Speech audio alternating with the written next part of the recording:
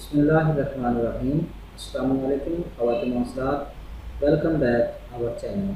आज हम आपको एक ऐसा ताकतवर मशरूब बनाने का तरीका बताएंगे जिसके इस्तेमाल से मौत के मुंतज़र मरीज़ भी उठ बैठते हैं।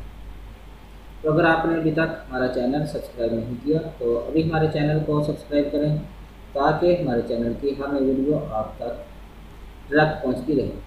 वीडियो अच्छी लगे तो इसे लाइक और शेयर ज़रूर करें। नाज़रीन किराम, कुछ बीमारियां ऐसी होती हैं कि जो इंसान को बिस्तर से लगा देती हैं, जैसे कि कैंसर और हेपेटाइटिस, और डॉक्टर हज़रात भी जवाब दे देते हैं।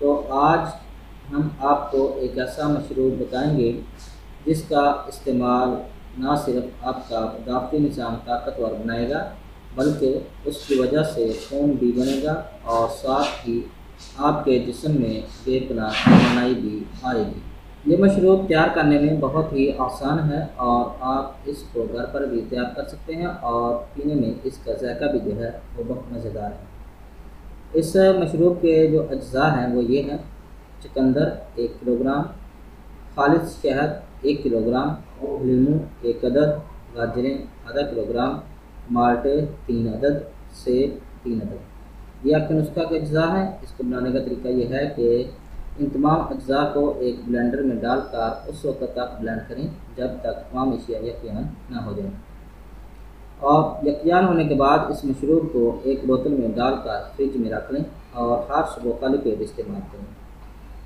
सिर्फ 10 दिन के अंदर ही आप अपने अंदर वाज़ेह तब्दीली देखेंगे और ख़ुद को तवानाई से भरपूर पाएंगे।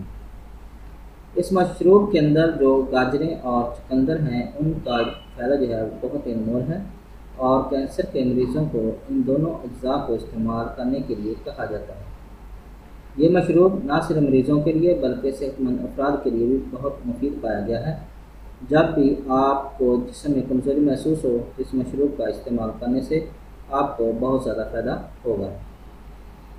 तो अगर इसमें से आपको किसी चीज़ की समझ ना आए तो कमेंट ज़रूर करें, इंशाल्लाह आपको ज़रूर जवाब देंगे। उम्मीद है कि आपको हमारी ये वीडियो पसंद आई होगी। हमारी इस वीडियो को देखने का शुक्रिया। हमारे चैनल को लाइक और सब्सक्राइब ज़रूर करें। अल्लाह हाफ़िज़।